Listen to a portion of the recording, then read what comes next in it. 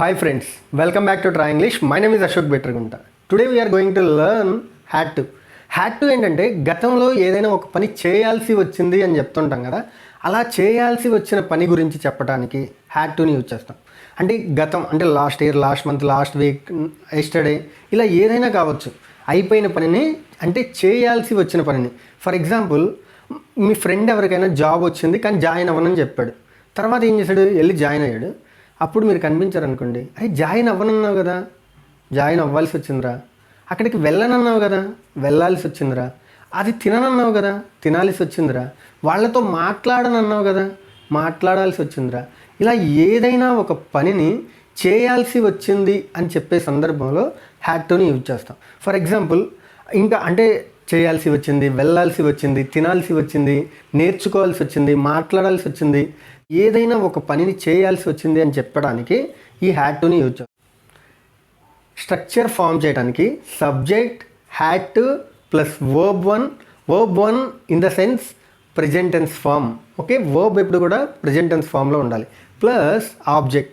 For example, I had to speak in English. నేను ఇంగ్లీష్లో మాట్లాడాల్సి వచ్చింది. I had to learn something new. నేను ఏదో నేర్చుకోవాల్సి వచ్చింది. I had to learn Punjabi. నేను పంజాబీ నేర్చుకోవాల్సి వచ్చింది.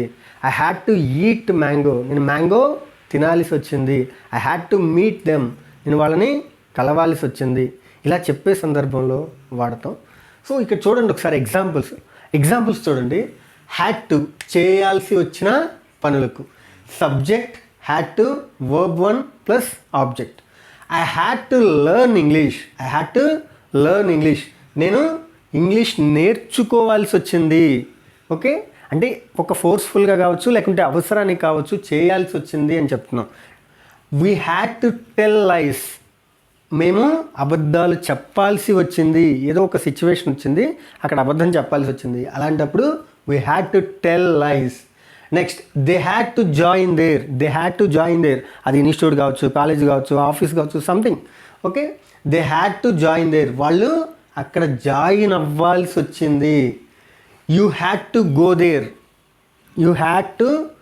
దేర్ అంటే మీరు అక్కడికి వెళ్ళాల్సి వచ్చింది, లేదా నువ్వు అక్కడికి వెళ్ళాల్సి వచ్చింది. ఏదైనా ఒక అర్జెంట్ పని, సంథింగ్ హ్యాపెండ్, సో అందుకనే మీరు వెళ్ళాల్సి వచ్చింది.